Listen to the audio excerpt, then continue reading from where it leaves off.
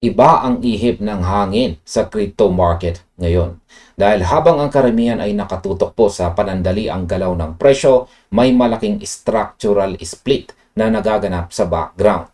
Kung mapapansin po ninyo ang pangkalahatan market sentiment, medyo magulo at halo-halo ang emosyon ng mga investors. Si Bitcoin ay nawalan po ng bilyong-bilyong dolyar dahil sa sunod-sunod na ETF outflows. At ganyan din po ang naging takbo ni Ethereum. Pero sa kabila ng malalaking paglabas ng pondo sa dalawang higante ng crypto, may isang asset na tahimik ngunit tuloy-tuloy na humahakot ng institutional interest. Ito ay walang iba kundi si XRP. Ang kakaibang galaw na ito ay nakakakuha na ngayon ng seryosong atensyon mula sa mga sikat na analyst sa iba't ibang panig ng mundo, partikular na po sa Europe at Amerika. Kamakailan nga ay naging mainit na usapan ang post ng kilalang crypto commentator dito na si X Finance Bull. Binigyan din po niya ang malaking kaibahan ng sitwasyon gamit ang pinakabagong spot ETF flow data bilang matibay na ebidensya. Ibinahagi na rin po niya dito ang komentaryo mula sa isang segment ng German Financial Television kung saan hinimay ng analyst na si Saif ang weekly ETF numbers. Ang resulta ng datos ay hindi po basta-basta maiwawaksi dahil nagpapakita po ito ng malinaw na trend. Ngayon ang masasabi ko po tungkol dyan ay ang ganitong uri ng ulat mula sa labas ng bansa ay patunay na sa XRP ay hindi na lang basta tinitingnan ng mga retail traders, kundi seryoso na itong pinag-aaralan ng mga traditional na financial experts sa mainstream television. Ngayon ay pag-usapan po natin ang detalye ng ETF flow data. Kaya tingnan natin ng malapitan ang mga eksaktong numero mula sa ulat. Dahil dito po natin makikita kung gaano kalaki ang kaibahan ni XRP sa ibang mga crypto assets ngayon. Ayon po sa data na sinuri sa German Financial Broadcast, si Bitcoin ay nagtala ng napakalaking outflow na umabot po sa $1.72 billion sa loob lamang ng isang linggo. Ang pinakamatindi pa rito, ang BlackRock lamang ay nag-ambag ng mahigit $1 billion sa kabuwang outflow na iyon. Ito na ngayon ang itinuturing na pinakamalaking single outflow week ng BlackRock sa buong kasaysayan ng kanilang paghawak ng Bitcoin ETF. Hindi lang si Bitcoin ang nakaranas ng pag-atras ng mga investors. Ang Ethereum naman ay nagtala na rin ng $173 million na outflows sa parehong linggo. Maging ang Solana ay hindi po nakaligtas at nagpakita rin ng net outflows para sa nasabing period. Ibig sabihin, ang tatlong malalaking coins na ito ay sabay-sabay na binawasan ng exposure ng mga malalaking institution. Ngunit pagdating po kay XRP, ganap na nabaliktad ang sitwasyon. Si XRP ang tanging naging exception sa pangkalahatang market witness. Inilarawan po ng German analyst ang pattern na ito bilang isang consistent accumulation o tuloy-tuloy na pag-iipon. Ayon po sa kanyang pagsusuri, linggo-linggo ay dinadagdagan ng mga institution at corporate buyers ang kanilang exposure kay XRP. Kahit pa dumaan ang buong market sa matinding volatility at panghihina nitong mga nakaraang buwan. Sa aking opinyon, ang ganito pong klase ng datos ay hindi po pwedeng baliwalain dahil ipinapakita po nito na may ibang direksyon na tinatahak ang malalaking pondo pagdating po kay XRP kumpara kay Bitcoin at saka Ethereum. Ngayon ay pag-usapan naman po natin kung anong naman ang pinapakita ng pattern.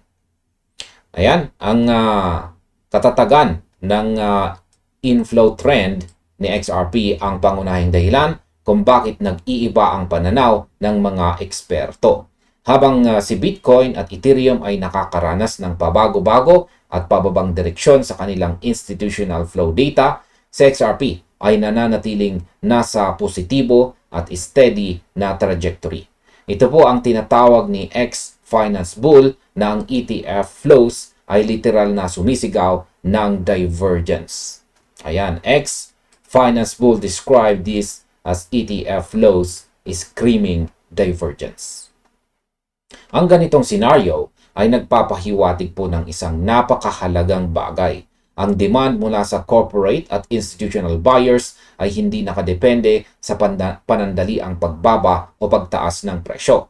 Nagpapatuloy po sila sa pagbili anuman ang maging kondisyon ng pangkalahatang market. Kapag ang isang asset ay nakakakuha ng ganitong uri ng sustained accumulation sa panahong ang ibang malalaking crypto ay nilalayasan ng kapital, ipinapakita nito ang mataas na antas ng kumpiyansa ng mga malalaking investors sa pangmatagalang halaga nito. Dito po pumasok ang tanyag na kataga ng German analyst na Dump M. Kessel. Ayan. Highlight lamang po natin. Ayan. Hindi ko alam, hindi po ako sigurado kung tama po yung pagbigkas natin dyan. Dump M. Kessel. Ayan. Meaning ay steam in the boiler. Yan po ang ibig sabihin yan. Steam in the boiler. O ang lumalakas po, ang ibig sabihin yan ay lumalakas na pressure sa loob ng boiler. Nangangahulugan ito na ang tensyon at preparasyon para sa isang malaking paggalaw ay unti-unti nang nabubuo sa ilalim.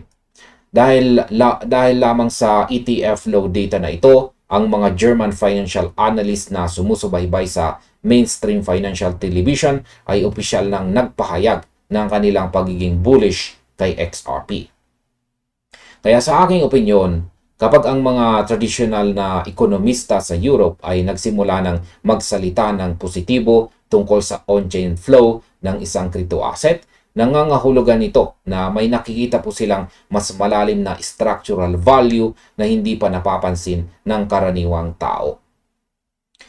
Yan, pag-usapan naman po natin ang retail laban sa institutional divide. Ayan, ang isang napakalaking kontra naman, yan ay ang makikita po natin kung ihahambing natin ang galaw ng mga institution sa reaksyon ng mga karaniwang retail traders. Habang ang mga malalaking kumpanya ay busy po sa pag-iipon ng XRP linggo-linggo, ang retail response o ang reaksyon naman ng mga maliliit na traders ay halo-halo at puno ng kaba.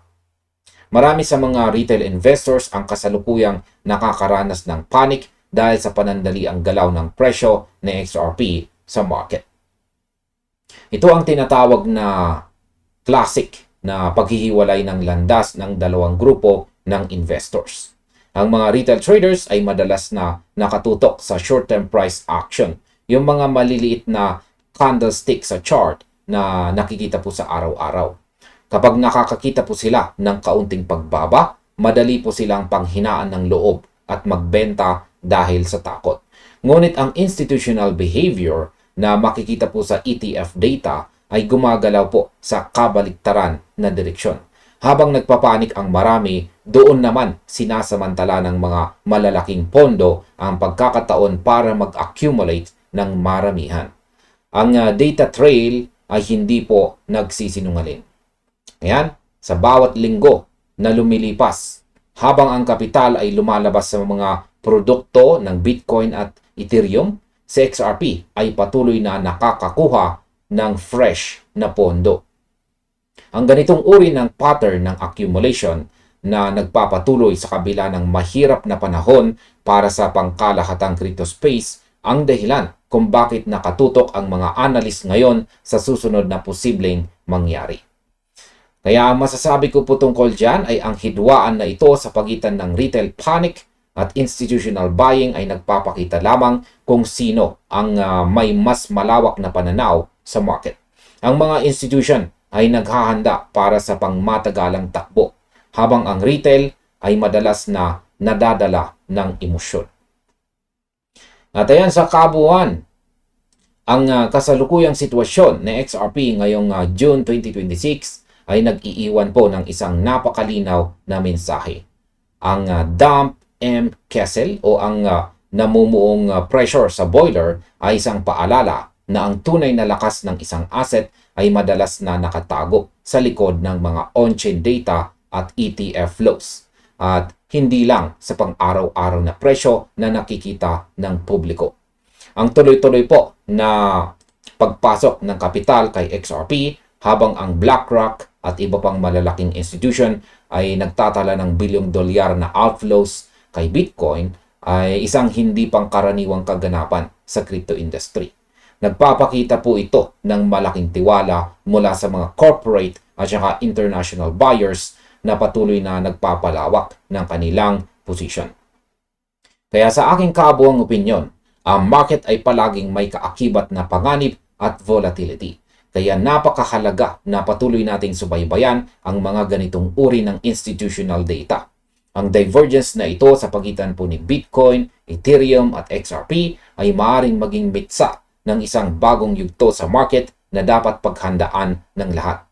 Kaya manatili po tayong mapanuri, patuloy na mag-aral at bantayan ang mga susunod na balita ukol sa paggalaw ng institutional funds. At hanggang dito na lamang po tayo sa video na ito. Maraming salamat sa inyong panonood. Maaaring panoorin na rin po ninyo sunod ang recommended video natin dito.